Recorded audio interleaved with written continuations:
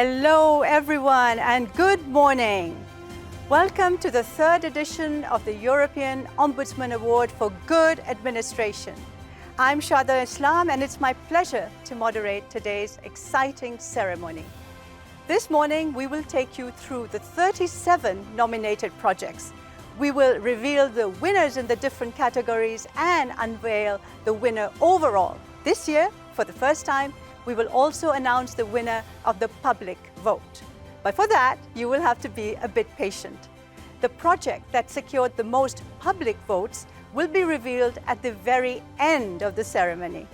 Before we start, I'd just like to remind you that the event is being live streamed on Twitter, YouTube, and the website of the European Ombudsman. The hashtag you have to use is EU Award. Now over to the European Ombudsman, Emily O'Reilly. The floor is yours. Thank you very much indeed, Shada, and good morning everyone, and a very warm welcome from here in the European Parliament in Brussels to our third biennial presentation of the European Ombudsman Awards for Good Administration.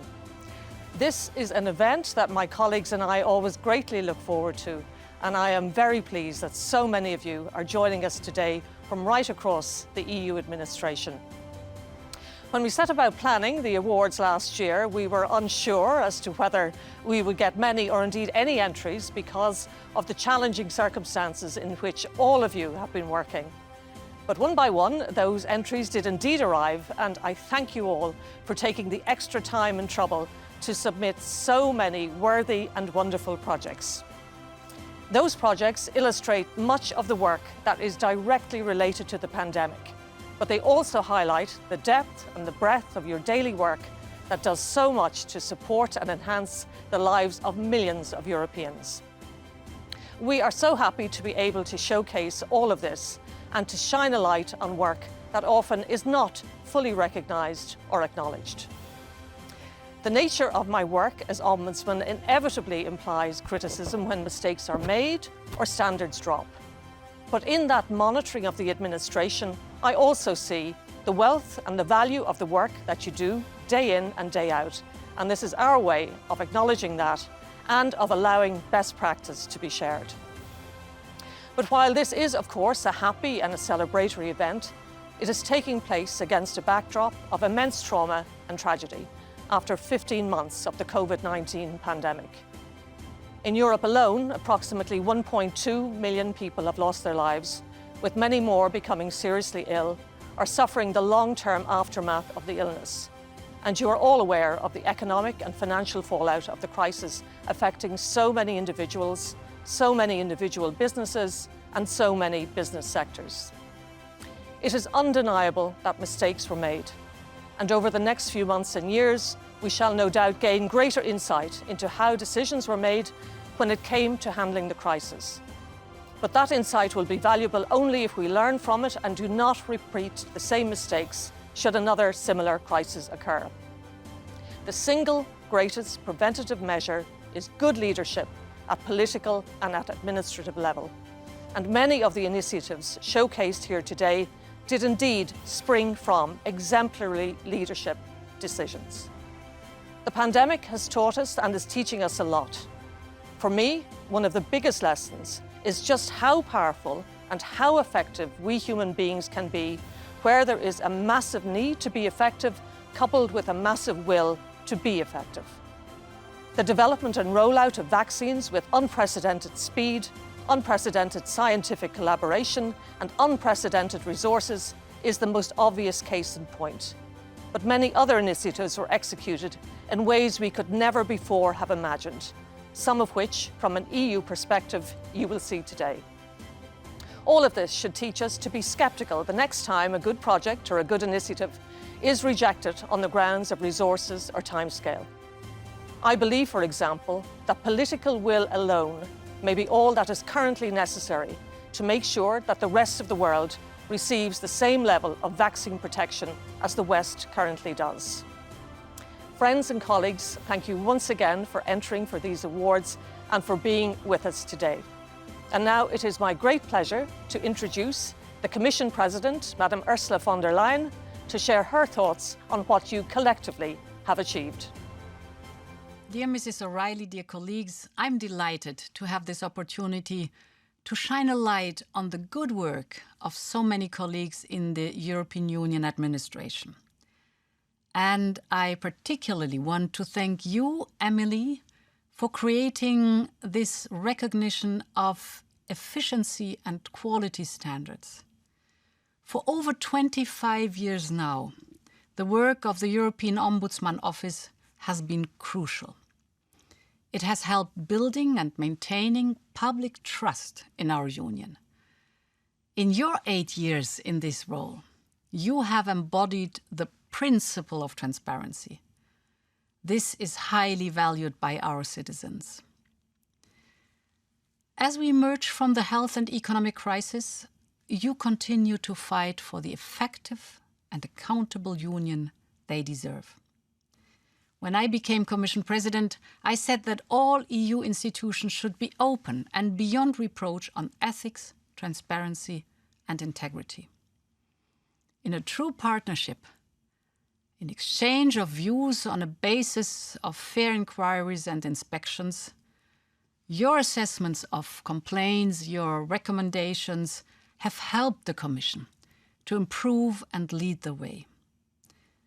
My Commission has shown that we are ready and willing to improve our ways of working. In the 2020 Putting It Right report, the Commission received 53 suggestions for improvement, and we responded in a satisfactory manner to almost all of them, because we see clear benefits to this too. Following your inquiry, we changed our practice for assessing academic qualifications of young trainees. This helps us secure talent for the European administration. On Brexit negotiations, we published over 100 documents and detailed all meetings with registered lobbyists. This full transparent conduct helped to safeguard the solidarity of the EU 27 at a time when it was never more needed. And also on your recommendation, we now apply the same transparency standards for expert groups and advisory bodies. This award for good administration is a positive step to nurture such best practice. It gives recognition to the efficient and impactful work across EU institutions and bodies. I am proud that the Commission has won the last 2 overall awards. Our goal is to be a citizens-centered administration. While awards like these remind us of when we are getting it right, they also inspire us to do more and to do better. This past year has tested colleagues to deliver quality service under complete new conditions. But the EU administration has admirably risen to the challenge. We see this in several of the nominations. Not only did colleagues adapt to new circumstances or ensure business continuity, they excelled the creative solutions, the thousands of COVID-related decisions and legislative proposals, some of them prepared in record time. They organized EU datathons and made open data useful for citizens. They brought relief to vulnerable people all over the world via the humanitarian air bridge. This shows that our administration is already well on the way to where we want to head with the whole of Europe. We want to come out of this crisis together, more digital, more sustainable, and more resilient. I'm sure that those watching this event online agree and appreciate public acknowledgement of their collective achievement. The caliber of candidates nominated today is extremely high. I would like to extend my congratulations to each and every one of you. Whatever the result, you are all winners in my eyes. And I'm sure for the citizens that you serve so well. Thank you for your commitment to our shared goal of good EU administration. Thank you, Commission President, for those inspiring words. Now let's get down to business and showcase your projects. The 37 nominated projects have been divided into 4 categories. These are excellence in citizen-focused services delivery, excellence in communications, excellence in innovation and transformation, and excellence in crisis management.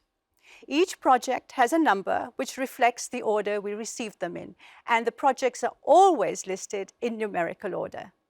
The first category is citizen-focused services delivery with 8 projects.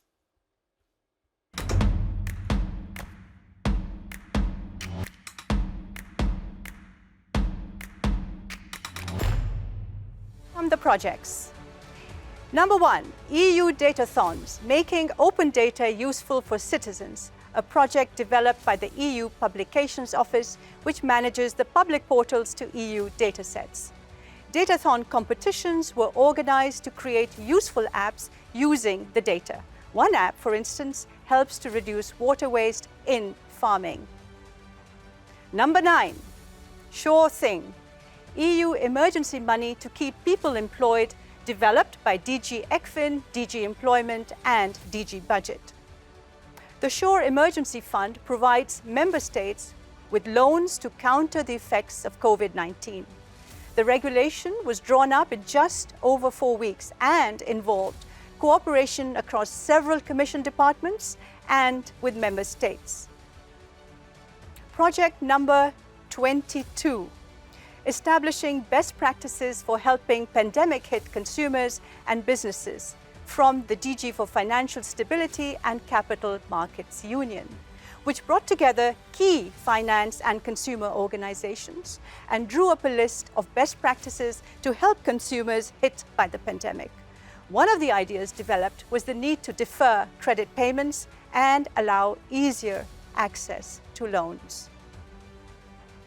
Project number 24, Business Continuity and Innovation, Occupational Safety and Health from the EU Agency for Health and Safety at Work. The agency provided guidance and videos on how to stop the spread of COVID-19 in the workplace.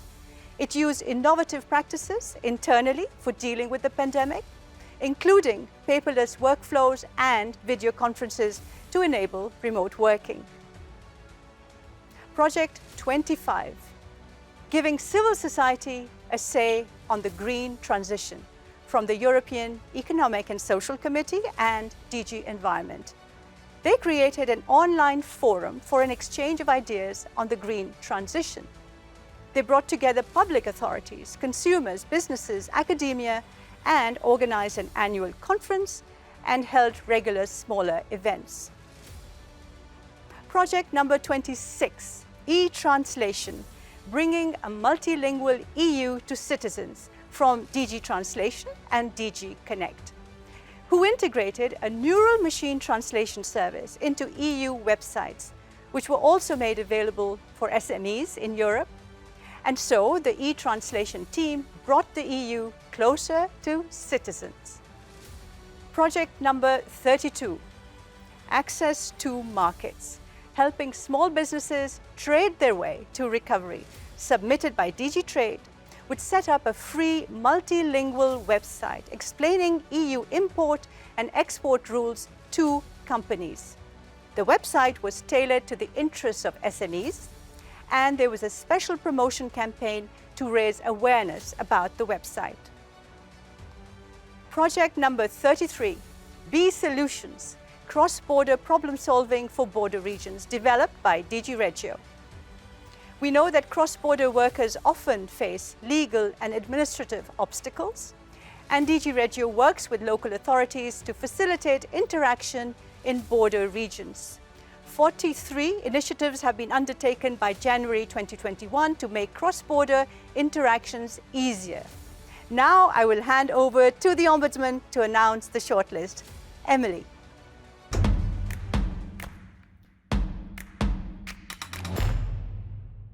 Thank you very much, Shada. Well, the shortlisted projects for the Citizen-Focused Services Delivery category are Project number 1, EU Datathons, making open data useful for citizens by the Publications Office. Project number 9, Sure Thing, EU emergency money to keep people employed by DG ECFIN, DG Employment and DG Budget. And project number 25, giving civil society a say on green transition by the European Economic and Social Committee and DG Environment.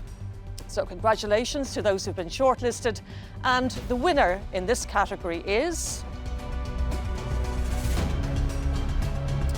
Project 9. Sure Thing, EU emergency money to keep people employed by DG ECFIN, Employment and Budget. So, Gilles Moore is the spokesman for the project. Congratulations, Gilles. Congratulations. Let's watch a short video of this project.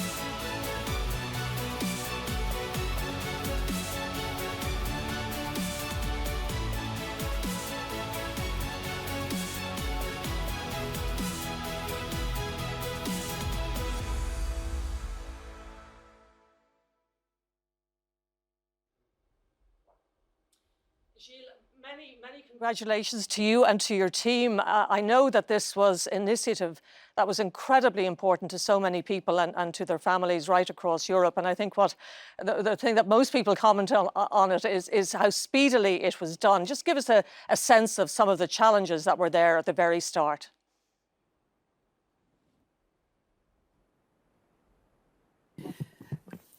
On behalf of the whole team, and you can see a sample here in this room, we are very pleased and honored to receive this prize, which reflects a true teamwork led by DG ECFIN, but also heavily involving DG Budget, DG Employment, the legal service, and the section. Let me tell you a very short story. 15 months ago, in March 2020, our lives were upset by the pandemic and the urgent containment measures to curb the upsurge of COVID cases and deaths. Our economy contracted massively, much more than during the great financial crisis 10 years ago. But our economy held on, did not melt down, and this was largely because firms retained their employees and the self-employed stay in business waiting for the recovery. And they did so because of the large use of short-time work schemes and similar measures by member states, promoted, supported, and facilitated by SURE. SURE has been indeed a true European success story. I think the EU acted as a second line of defense to help member states protect their citizens. The figures are dazzling.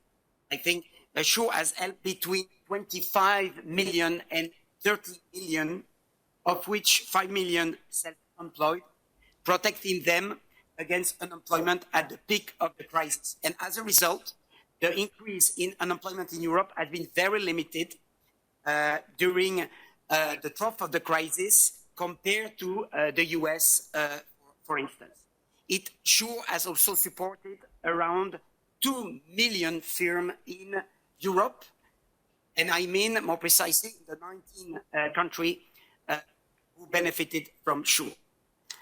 Also a success story which showed the capacity of the EU to act very quickly, timely, and in a spirit of solidarity.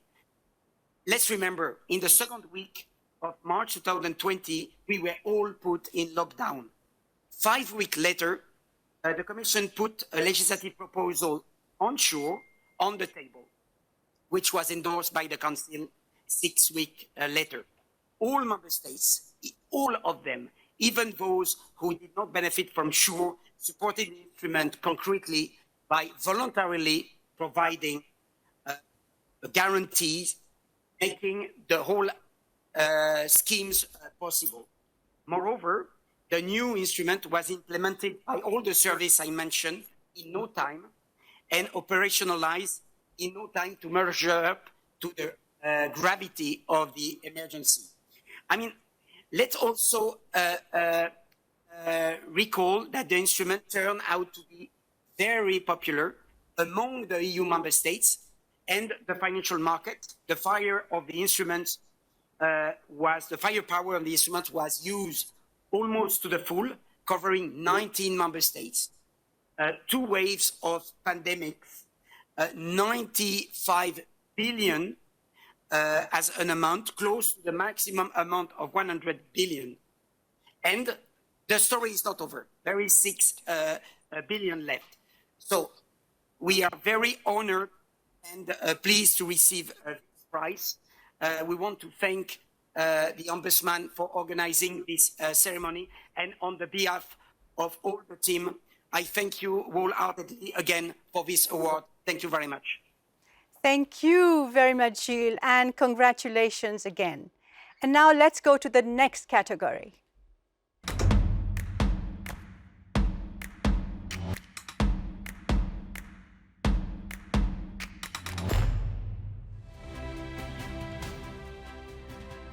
Projects. Just forgot to tell you. Project 2, Demystifying the Brussels Bubble, developed by Lucia Kleskitnova, a staff member in DG GROW. Lucia worked to spotlight the human side to communicating about the EU. She did this over 50 interviews for her popular Lights on Europe podcast, which documented the everyday experiences of EU officials. For example, she asked them about any prejudices they might have faced, or whether they had unusual experiences. Project number 4, keeping people informed of their privacy rights in a digital age, from the European Data Protection Supervisor. Tech Dispatch, a regular EDPS report, assesses the impact of new technologies on privacy. It is available on the EDPS website and is part of the overall aim to keep the public well informed. Project number 12, telling the EU story decade by decade, from DG Regio. These are fun videos. We recount how the EU was built decade by decade. The actors in the videos are actually DG Regio staff members. The videos are available in all EU languages and are, of course, a big hit on social media. Project number 13, fighting African swine fever, forging a united front in Southeast Europe, submitted by the European Food Safety Authority, which created a 2020 campaign to raise awareness about African swine fever and its potentially devastating effects on farmers' livelihoods. The campaign targeted farmers and hunters in Southeastern Europe, where the disease is at a risk of spreading. The decentralized campaign across 9 countries used localized content and local influencers. Project number 15, Ding Dong EU, ready for the Green Challenge? From DG Regio. 15 influencers were sent on green journeys in Belgium, Germany, Greece, Lithuania, and Portugal. They visited physically or virtually over 70 sustainable projects to raise awareness about EU support for local sustainability initiatives. The campaign reached almost 10 million young Europeans on social media. Project number 19, hashtag YourEURight, modern communications for a young audience, developed by DG Just to raise awareness about consumer rights among 18 to 35-year-olds. It focused on 10 countries which were chosen for their low awareness of consumer rights. The campaign, with events and influencers, reached 320 million people.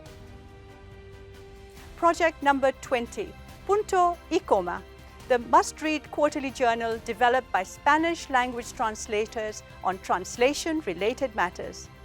The journal provides a forum for Spanish EU translators and other actors in the field of translation and includes articles written by linguists in EU institutions and by academics. It has around 2,000 subscribers. Project 21, bringing the LGBTIQ equality strategy to new audiences, developed by DG Just, which used national celebrities and influencers to help publicize the European Commission's LGBTIQ strategy. The DG Just team provided visuals and key hashtags, and this resulted in a much wider audience and positive reaction to the strategy. Project number 30, showing how the EU helps during disasters, from DG ECHO, which sprang into action after the devastating explosions in Beirut last year. 2 regional information officers coordinated communications. They explained the EU's actions on the ground, including humanitarian aid, and their hard work helped to show how the EU can help in such situations. Project number 34, video on evacuation procedures for EU buildings, developed by the European Parliament. It explains how to leave EU buildings in an emergency. It is humorous and easy to understand and applies to the European Parliament, the Council and European Council buildings. Now I will hand over to the Ombudsman to announce the shortlist.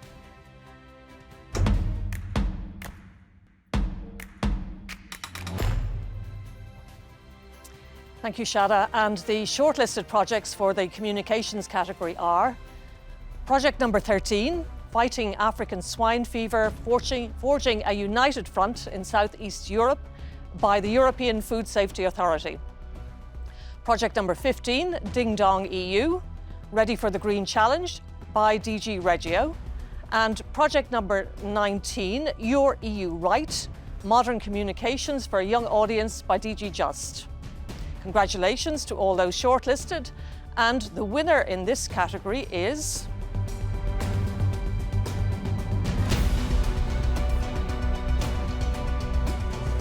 project number 13, Fighting African Swine Fever, forging a united front in Southeast Europe by the European Food Safety Authority.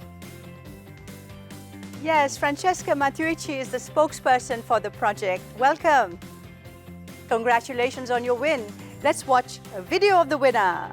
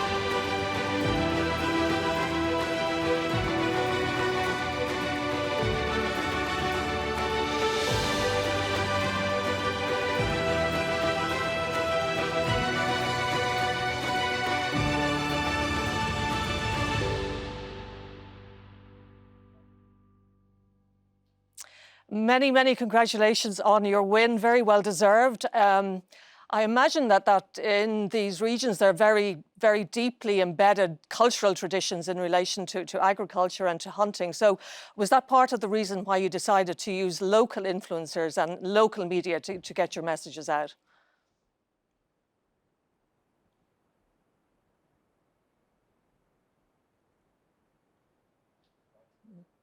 Okay.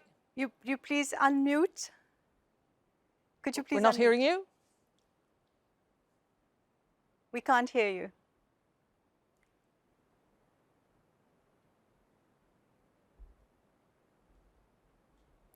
Just unmute yourself so we can hear you. We're really anxious to listen to what you have to say.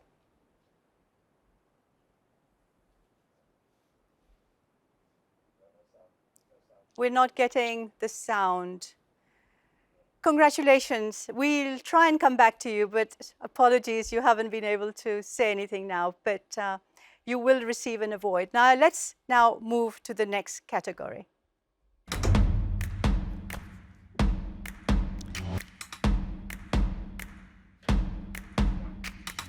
The Excellence in Innovation and Transformation category has 8 projects. Project number 5, helping people track what happens to their private data from the European Data Protection Supervisor, which developed the website Evidence Collector, an open source software tool which checks what websites do with people's data.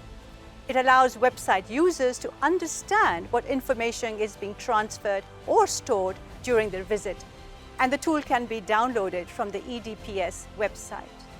Project number 7, turning the EP carbon neutral by 2030, developed by the European Parliament. A policy department and the eco-management unit in the EP drew up a report on how to make the EP carbon neutral by 2030. It analyzes the current situations and sets short to long-term goals. The proposed measures include virtual tours for visitor groups and investing in energy-positive buildings. Project number 11, from boardroom to broadband, the new world of online meetings developed by the European Food Safety Authority. EFSA's digital-first approach allowed it to keep engaged with stakeholders throughout the pandemic. The approach reduced costs and the carbon footprint and increased outreach to stakeholders. In 2019, 48% of the meetings were digital, and in 2020, the number had risen to 91%. Project number 14, Challenges for Food Safety Driven by Climate Change, submitted by the European Food Safety Authority, which gathered information from a range of sources on what climate change could mean for food safety. The data was put together in a report aimed at both the general public and at experts. EFSA worked with several international organizations, including the Intergovernmental Panel on Climate Change. Project number 16, using artificial intelligence to serve a multilingual EU, developed by the European Union Intellectual Property Office and the Translation Center. Together, they worked on how to use artificial intelligence for multilingualism in the EU institutions. The new services, speech-to-text technology that they developed are now being used. And this has, of course, helped expand possibilities for multilingual communication with the public. Project number 31, coordinating the response of EU agencies to the COVID-19 crisis, developed by the EU Agencies Network. This voluntary network of agencies set up an advisory group to share best practices and coordinate on how to respond to COVID-19. The initiative involved all members working individually or in clusters to provide a sustainable response to the pandemic. Project number 35, Digital Justice During the Pandemic, submitted by the European Court of Justice. The court introduced a remote hearing system to allow court hearings to continue during the pandemic. A video conference system allowed lawyers to make depositions securely. It was launched in May 2020, and by January 2021, over 100 hearings had been conducted using this system. Project number 37, fundraising to support the COVID-19 response from an internal EU staff group which set up a COVID-19 Solidarity Response Fund based on donations from staff. This fund was set up with the King Baudouin Foundation, and after 8 months, €500,000 were raised to support projects in 9 EU countries. Now I'm going to hand over again to the Ombudsman to announce the shortlist.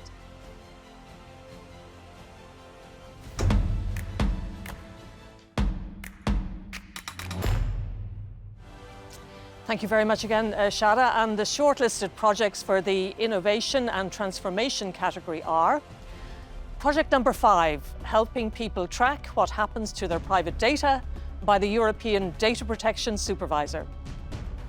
Project number 16, using artificial intelligence to serve a multilingual EU by the Intellectual Property Office and the Translation Centre. And project number 35, digital justice during the pandemic by the European Court of Justice. Congratulations to all those who've been shortlisted. And the winner in this category is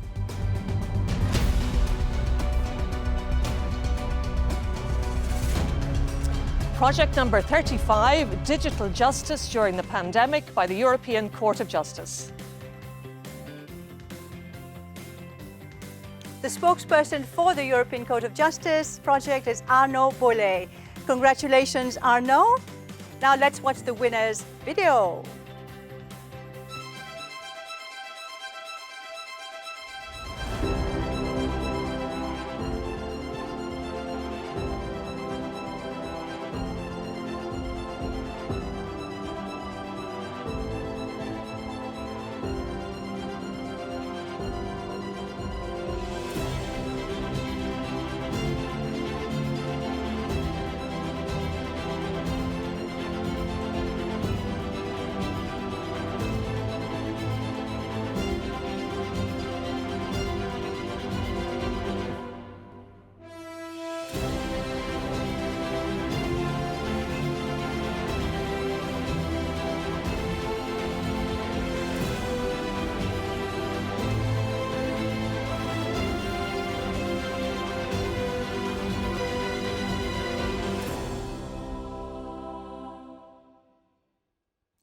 Many congratulations, Arnaud. I imagine that the European Court of Justice has contingency plans for many things, but did you ever imagine or did you ever plan for a situation such as the one that we've all experienced over the last 15 months?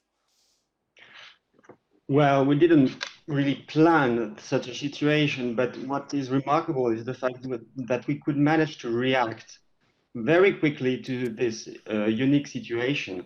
After 2 months of lockdown, for justice to be continued to be done, it was necessary to reopen the courtrooms. This could be done in compliance with very strict sanitary protocols, but it was necessary, but not enough, because the representatives of the parties could sometimes simply not travel to Luxembourg and appear in the courtroom. So we had to find a solution to let them put forward their oral arguments in the courtroom without having them physically in Luxembourg.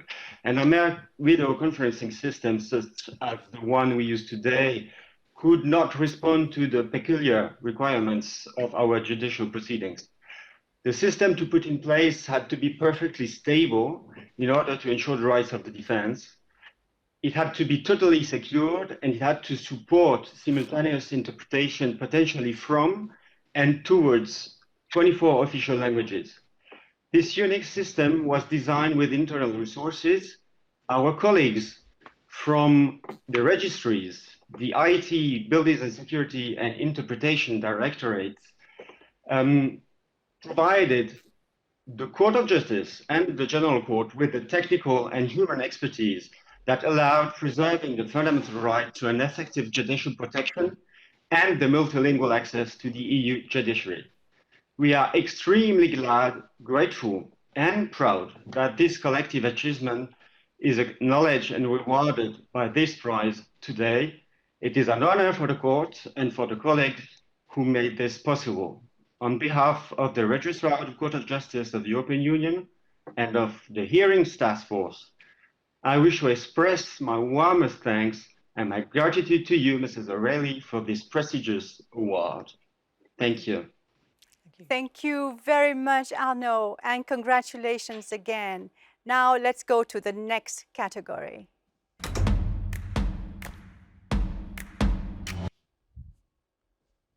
The Excellence in Crisis Management category has 11 projects. Project number 3, adapting the Commission's traineeship program to crisis times, sent in by DG Education and Culture. The Blue Book trainee scheme was overhauled to adapt to the pandemic. So traineeships starting in March 2020 were extended by 5 months, and trainees were allowed to work from their home countries. 1,000 trainees were welcomed using digital onboarding in autumn. The project number 6, the EP's Transport Unit, a lesson in adapting to crisis, submitted by the European Parliament. The Parliament's Transport Unit overhauled its practices in order to keep drivers and MEPs safe during COVID-19. Measures they adopted included reducing the number of seats in the vehicles and putting plexiglass between the driver and the passengers. Drivers also volunteered to deliver meals and unsold food to charities. Project number 8, ensuring business continuity during the pandemic, developed by the Council. In fact, the Council's Security Strategy and Business Continuity Unit helped other EU institutions and bodies to deal with the effects of COVID-19 in the workplace. It shared insights on how to manage contact tracing, how to communicate with staff, and how to ensure staff well-being. Its help was, of course, highly appreciated by the other EU institutions. Project number 10, a big heart for small businesses, developed by the European Union Intellectual Property Office, which set up a rapid response mechanism to help SMEs recover from the pandemic and its impact. Measures included access to free intellectual property support and an easy tool for applying for trademark registration. Around 360 SMEs from over 14 countries have benefited from this initiative. Project number 17, ensuring speed and accountability in the EU's response to COVID-19, from DG Regio, Employment, Mare, and Agriculture. 2 legislative proposals were prepared in record time for the Corona Response Investment Initiative. A rapid response team was set up to answer member states' questions on EU money to combat the crisis, and a coronavirus dashboard showed how money was actually being spent. Project number 18, watching each other's back, helping staff deal with COVID-19, developed by the European Parliament. The EP's Personnel Directorate implemented a support program to help staff dealing with psychological issues arising from COVID-19. Support included a helpline with trained counsellors, and the baseline philosophy was, it's okay not to be okay. Project number 23, bringing stranded EU citizens home, developed by the European External Action Service. Travel restrictions taken during the pandemic left over 600,000 EU citizens stranded abroad in early 2020. As part of its efforts to bring people home, the EEAS helped keep airspaces open, got visas extended, and provided EU funding for 270 flights. A special EEAS crisis task force operated 24/7. Project number 27, bringing citizens home during the pandemic, submitted by DG ECHO. In an action coordinated by DG ECHO, over 100,000 stranded people were brought back to the EU. Members of the A1 unit staffed the Emergency Response Centre. 23 member states requested repatriation assistance, and the action involved over 400 flights. Project number 28, Rescue Medical Stockpile, protecting our first responders, developed by DG ECHO. The A2 unit in DG ECHO created and managed a stockpile of personal protective equipment. It meant grant agreements with partners in 9 member states. Around 1.3 million masks went to first responders in Italy, Croatia, Spain, Lithuania, and other countries. And 30 ventilators went to Czechia.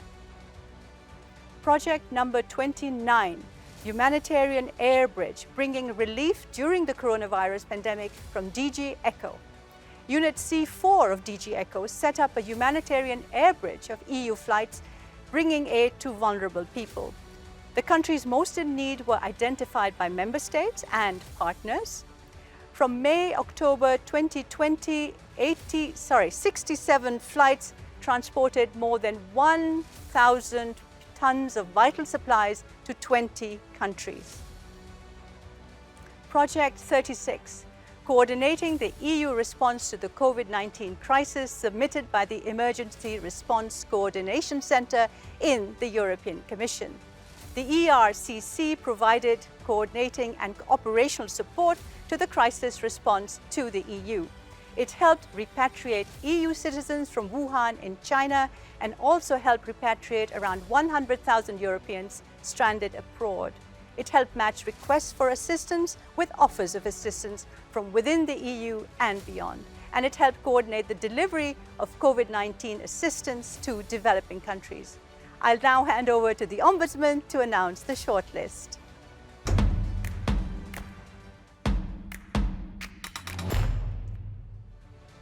And the shortlisted projects for the crisis management category are project number 8, ensuring business continuity during the pandemic by the Council. Project number 10, a big heart for small businesses, the European Union Intellectual Property Office. And project number 17, ensuring speed and accountability in the EU's response to COVID-19 from DG Regio, Employment, Mare and Agriculture. Congratulations to all three. And the winner in this category is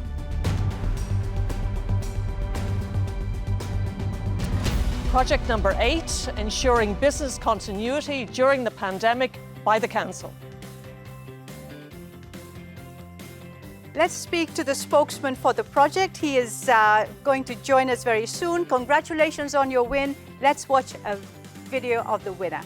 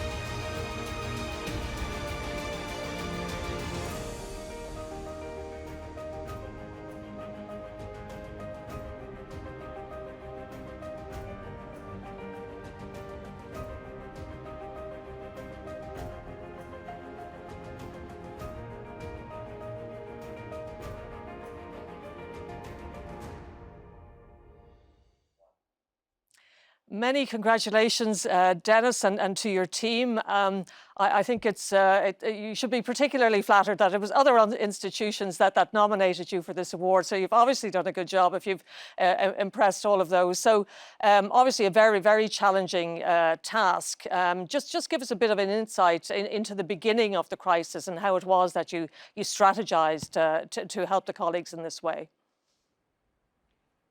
Thank you very much, Emily. Yes, indeed. We're very, very proud to have been nominated, not by ourselves, but by other colleagues. I have to say, we only thought we were doing our own jobs, and we were very surprised and absolutely humbled that our counterparts in other institutions and agencies thought we had merited an award for the work we were doing. We reacted the same way as everybody else did at the beginning of the pandemic. We looked at our business continuity plans and thought about what do we need to do now, what do we need to change now to make our work and the work of our colleagues possible for the citizen going ahead. The only thing that we did which was outside the normal was that we had the reflex of sharing our thoughts and those of our colleagues with our counterparts in the other offices, bodies and agencies. And I hope that having that reflex helped and inspired some of our colleagues to make their business continuity planning actions also successful during the pandemic. It's a great honor. Thank you very much. We're very surprised and delighted to receive this award. Thank you. Thank you. Congratulations again, and we're delighted as well. Now, this was the last of the specific category prizes.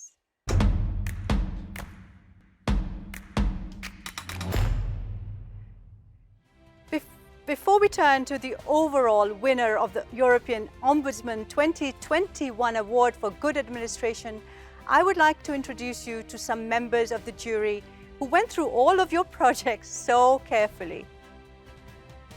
They are Chris Doxey, Chair of the Board and EDPS Honorary Director. I'm been told that the jury members are not there at the moment. So I think we shall continue on with our ceremony. Do we know if they'll be joining us soon, or should we just move on now? I think we should, yes, move on. Okay, so let's now go to the another video, which will be about this year's award for good administration. So let's have a bumper now, and then I'll turn the floor to Emily.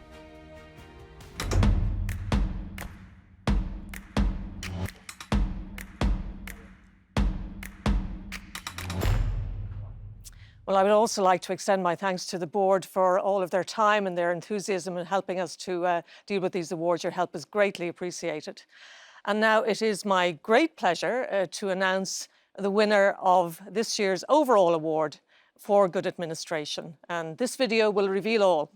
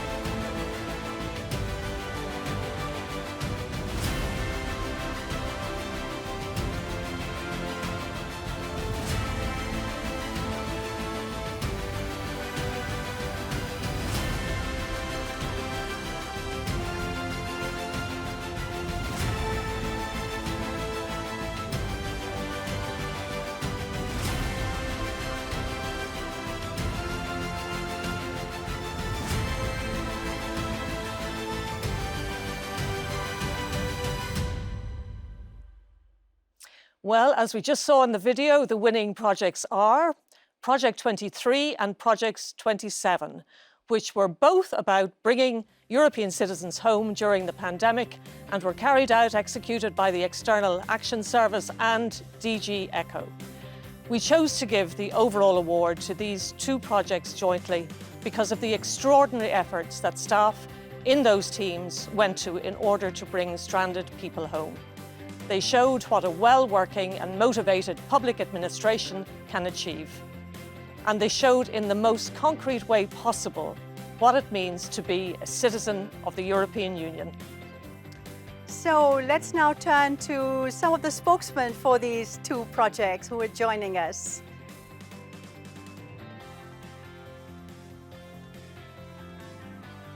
There we are. Emily. Many congratulations. An incredible achievement, a joint award, bringing European citizens home at a time of great panic, a great crisis. I'm not sure what contingency plans you could possibly have had at the time, but give us a sense of the feeling, the atmosphere at the time. Obviously, 23 different member states were in touch with you trying to get their citizens home. Was there panic or was it very calm? Yeah, actually, well, first I have to thank my colleagues. We are here in the Emergency Response Coordination Center. This is, as you mentioned, a coordinated effort, not only from DG ECHO, the Commission, but also with EIS. And I want to thank everyone that collaborated and that cooperated to manage to success in this endeavor that we had during the crisis. It felt very, very difficult, to be honest, because as for everyone, it was a very difficult situation, just personally, for everyone. We had to change our way of living. We have to stop many of the activities that made us happy at that time. And moreover, here in the crisis center, we have to deal with the biggest emergency that we never had to deal with. So at that time, it was we were learning new ways of working at the same time that we really had to deliver. So it felt hard, but we are very happy because we managed. We did it. We think that we did it very well. And yes, we are happy that at the end we could deliver to the EU citizens the best of our capacities and all our commitment and our motivation. Now, I had seen that Mr. Stefano Sannino was joining, but I don't think there's a problem with the connection. So let's move on. Now, you might be thinking, that's it, but it's not over yet. Let me hand back to the Ombudsman. Emily. Well, we have chosen again this year to give a special award to one particular project, a project that goes beyond all of the categories because it is about EU staff doing something in addition to the day job for solidarity. So I am delighted to give the special award to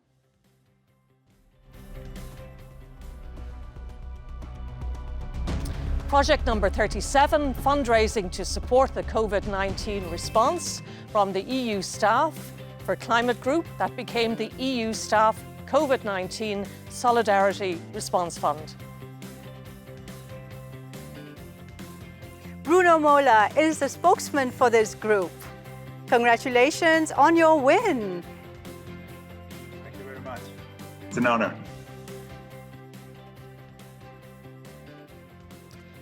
Bruno, many congratulations. I know we said at the beginning that I think you €500,000 had been raised, but I think at this stage the numbers have gone way up. So what inspired you to do it in the first place? Were you surprised at the response?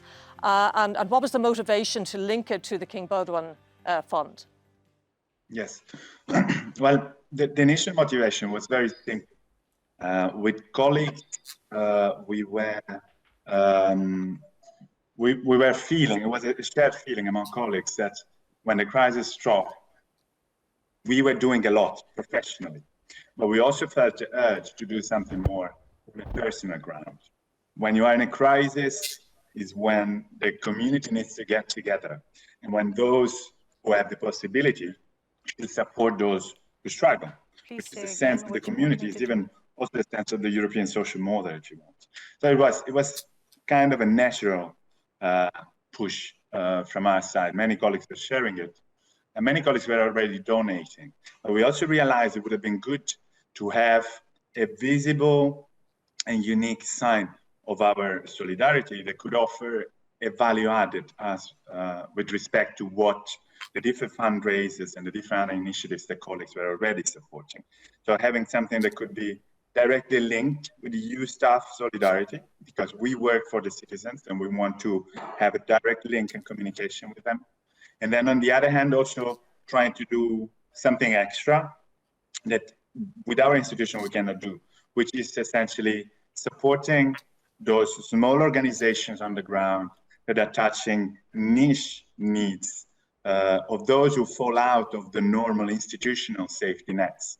And I'm talking about all those who work in black or in the informal economy, or all the marginalized groups that do not have access to the general support tools.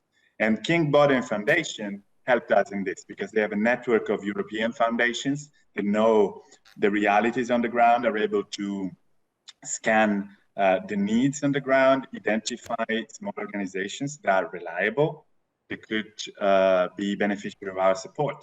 And this is the way we have worked until now. We carry on working because one thing it must be said is that an important number of colleagues have established a monthly donation of a percentage of their salary, which means that we have already reached about 650,000 euros collected now, and we aim to continue all along the recovery phase. Thank you very much. Now let's watch the video of the winning special prize.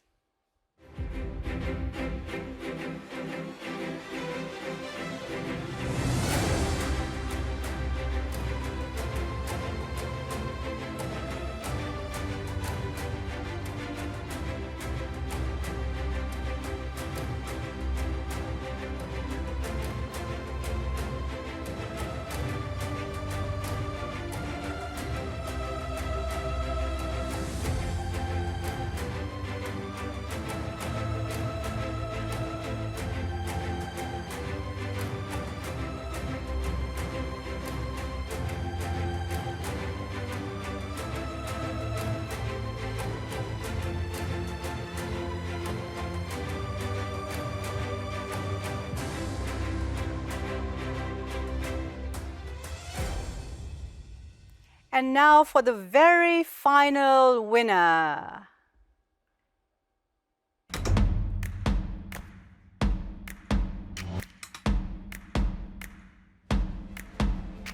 Well, for the very first time this year, all of your projects were put up for a public vote so that more people could see the range of the work that you do. We were delighted by the response. There were more than 6,000 votes cast. In third place is Project 26, e-translation, bringing a multilingual EU to citizens by DG Translation and DG Connect. In second place is Project 20, Pontoicoma, the most read or must-read journal by Spanish language translators. And in the number one public spot is Project number 32, Access to Markets, helping small businesses trade their way to recovery by DG Trade. The spokesman for the project is Peter Sandler.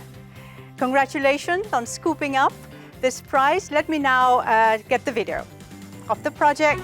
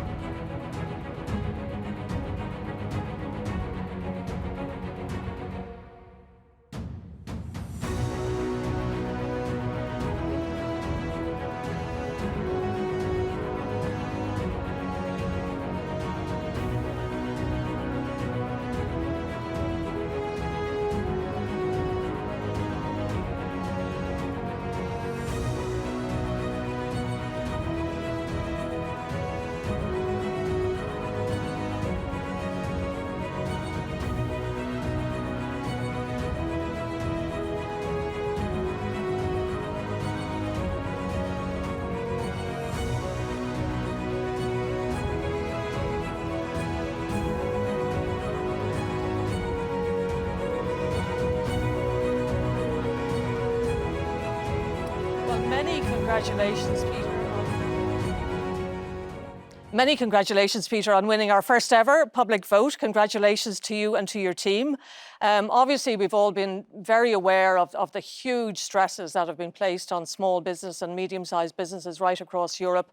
And I can imagine there were huge demands made on you and on your team. So what was your thinking? What was your strategizing in relation to this from the very start? And also, I assume a lot of your colleagues and staff were working from home, so there were additional challenges posed there.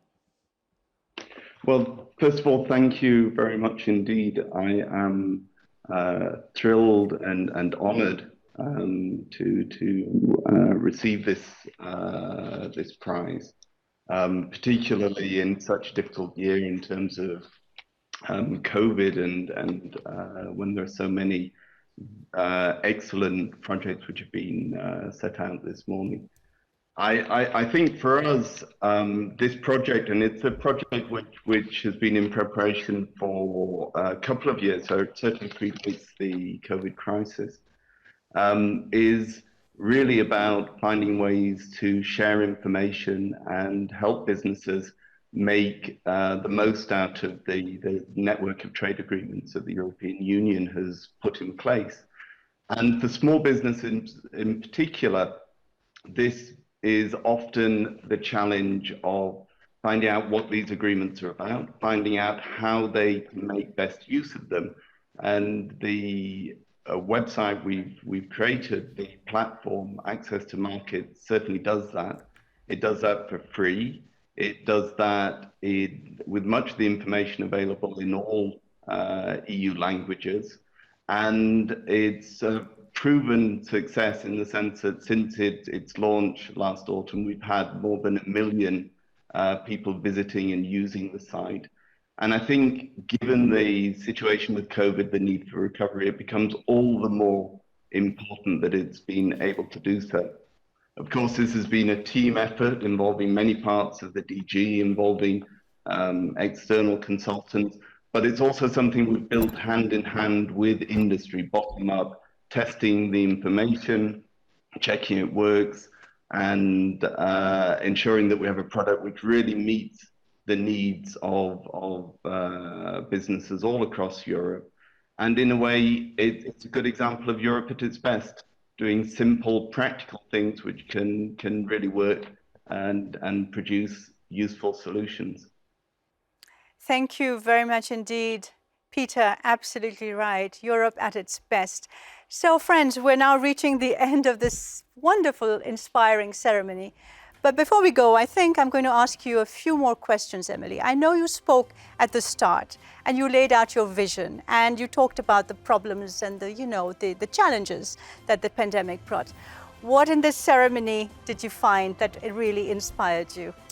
Well, I think as always it was hugely uplifting, and I think it's particularly wonderful that other colleagues get to know what's going on in all of the different parts of the EU administration. I mean, look, we can't deny, as I said at the beginning, that mistakes were made, but look at all the fantastic work that was done as well. That meant so much to people. And over the last while, I've been talking to a lot of my colleagues in the network of Ombudsmen, and I ask them about how did Europe feature in the lives of the people that you serve. And I remember one in particular talking about the Sure Fund and other projects that indeed some of which we saw here, and she said it was the first time that Europeans really felt that her citizens in her country really felt Europe in their lives. Now, of course, Europe has been in their lives for a very long time, but they got a really strong, tangible sense of it. And I think, as Peter said just there, it's those practical things, it's the things that people really feel in their lives that are important. So as ever, I think it's been an inspiring event, and I thank you. I thank my wonderful colleagues in communications. I thank this fantastic team in the European Parliament here. Lots of moving parts to get right, a few little hiccups, but overall a great ceremony, and thank you all so much. But before I let you go, just remind us why you set up the award ceremony for good administration in the first place. Well, there were a number of reasons. I think it was actually partly inspired by Brexit, believe it or not, because the Europe was coming in for an awful lot of criticism and sort of the creation of a caricature, a stereotype that I knew was not valid. So it's partly out of that. It was also because I was aware that Europe does many wonderful things that people don't know about. So let's find a space to try and showcase that. But it's also was doing the day job, because my overall role is to try and help the administration to improve its standards. So this is a way of doing that. And I think what I've noticed over the last few editions of this is how, first of all, how happy people are to be told you've done a great job. We saw that in some of the faces today, which is great.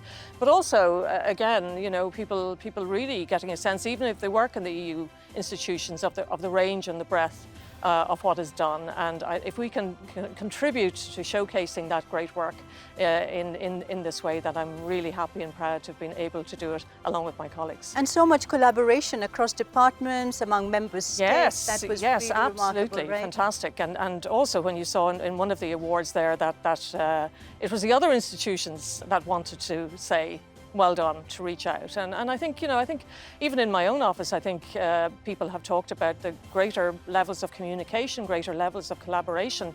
And I think people have noticed that it's not just good for us, but it's good for the work that we do and ultimately for the citizens. And I hope it continues.